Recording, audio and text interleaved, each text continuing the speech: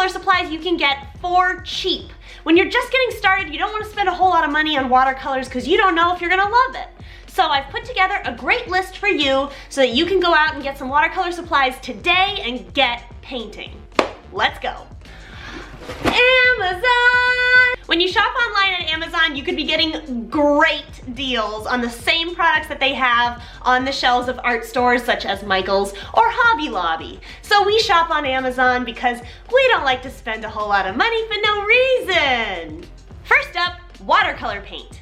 I like to buy the squeeze tubes. The reason I like to do this is because I like to pick my very own colors, and sometimes different brands make different colors best. Right now in my watercolor set, I have a bunch of Utrecht brand paints, and I also have a couple of different ones like Van Gogh. Do me a favor and don't buy student grade watercolor paint. It is a waste of money. You're not gonna be able to mix the color correctly. It's gonna come out all pale and nasty, and you're not gonna have a good time. Get yourself some artist grade watercolor paint.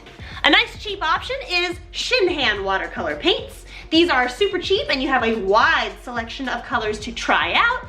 When you're just getting started with watercolor painting, don't go out there and spend a whole ton of money on a nice palette.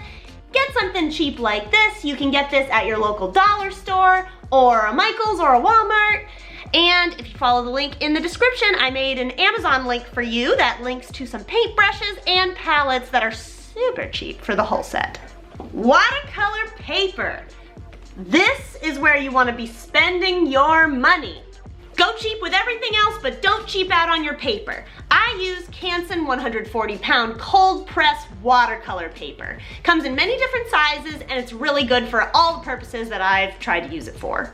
Now the thing about watercolor paper, you don't want to use any kind of paper that isn't specifically called watercolor paper because watercolor paper has something called sizing in it. Sizing helps protect it from all of the abuse that you're going to be giving it when you're getting it wet and getting it dry and getting it wet and getting it dry and rubbing all over it with a paintbrush. If you're interested, cold press watercolor paper has a bit of extra texture to it, where hot press doesn't have much texture to it. It's very smooth. So this is just your personal preference. Both kinds of papers are great to use.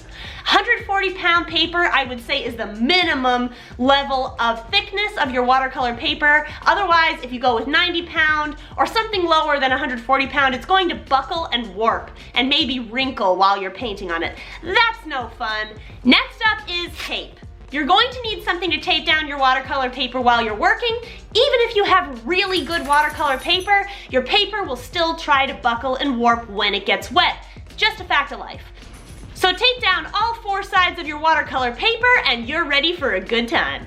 Other supplies you're going to need that you probably already have sitting around your house are a pencil with an eraser, paper towels, a cup of water, and something to use as a drawing board.